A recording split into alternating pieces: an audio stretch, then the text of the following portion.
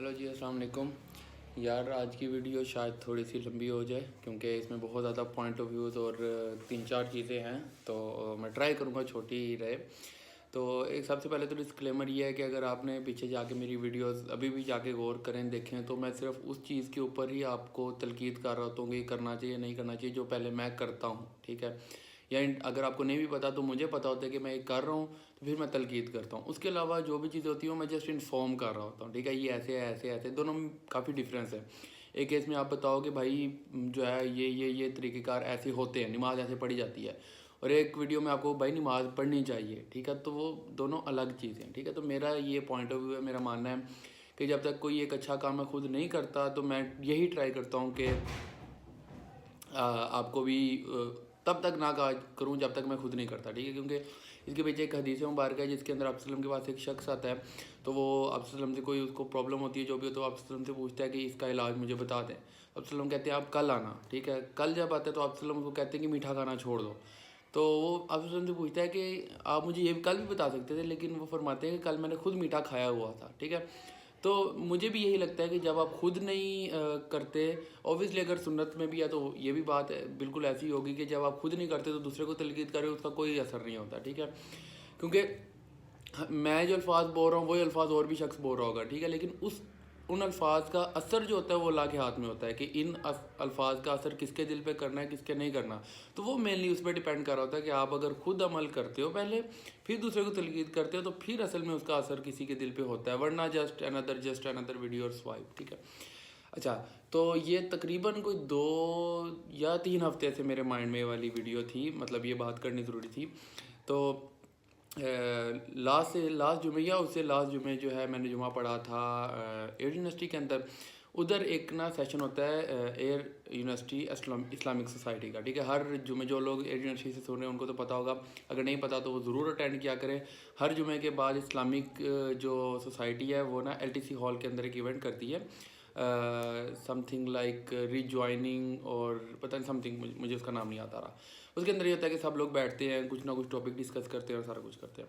तो उधर से बेसिकली ये पॉइंट मेरे ध्यान में आया और फिर काफ़ी चीज़ें लिंक हुई। मैंने अटेंड किया तो उसका टॉपिक ये था कि क़यामत की निशानियों के बारे में बात कर रहे थे। तो उसको सारी क़यामत की निशानी डिस्कस की। उनमें से एक जो निशानी डिस्कस हुई ना वो मतलब मैंने बाकी सारी निशानियाँ तो सुनी हुई थी या नहीं सुनी थी, लेकिन वो मेरे लिए बहुत ज़्यादा ना मेरी आंखें खोल देने वाली थी। या निशानियों में से एक निशानी ये है कि आपका वक्त बहुत जल्दी गुजरेगा, ठीक है।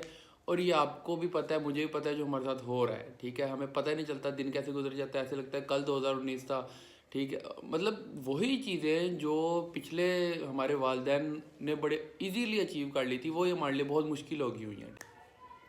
तो यही चीज़ है ना कि टाइम नहीं है, वक्त जो है वो तेज़ रफ्तारी से गुजर रहा है। तो ये तो क़यामत की निशानियों में से एक है और वो हो नहीं है पूरी। लेकिन जो हमारा इस्लाम है ना वो बड़ा मज़े की चीज़ है। उसमें ना हर बीमारी का इलाज साथ ही दिया हुआ है। अगर आपके साथ ये हो रहा है, मेरे साथ हो रहा है, लेकिन अल्लाह ताला ने साथ ही उसका इलाज भी दे दिया। हाँ भाई, आखिरी ज़माने में ये होगा लेकिन उसका सल्यूशन भी है, ठीक है। और 2 उसके सल्यूशन मैं आपको देता हूँ। और आप वो कोई ये नहीं है कि बहुत बड़ा कोई सल्यूशन है जिसकी जो हम इम्प्लीमेंट नहीं करते। एक सल्यूशन ये है, अगर आप सुबह फजर के बाद सूरतुल यासीन पढ़ते हो, ठीक है, तो अल्लाह ताला फरमाते हैं कि मैं उस दिन के काम जो है वो आपके लिए समेट देता हूँ, ठीक है। इसकी ऐसी एग्जांपल है कि आपने एक दिन के अंदर एक सफ़ा जो है वो इकट्ठा करना हो, ठीक है। और एक केस में आपको उसके 2 पीस मिले, एक पीस इधर पड़ा मिले, एक पीस इधर पड़ा मिले, आप जाओ उसको इकट्ठा जोड़ के ऐसे कर दो, आपका काम कंप्लीट हो गया।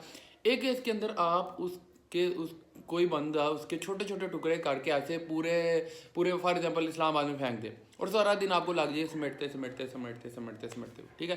काम तो आपका वो भी हुआ, काम वो भी हुआ, ठीक है।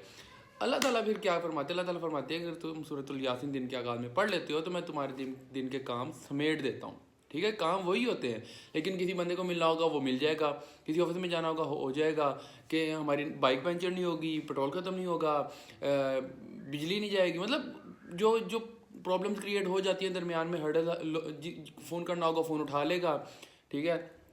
तो काम सिमट जाते हैं, ठीक है। एक ये दूसरा ये है कि अल्लाह ताला फरमाते हैं कि जब तुम नमाज़ पढ़ते हो तो नमाज को आहिस्ता आहिस्ता पढ़ो, मतलब जितनी स्पीड में तुम नमाज़ पढ़ोगे ना उतनी स्पीड में उतनी तेज़ी तुम्हारी ज़िंदगी में होगी, ठीक है।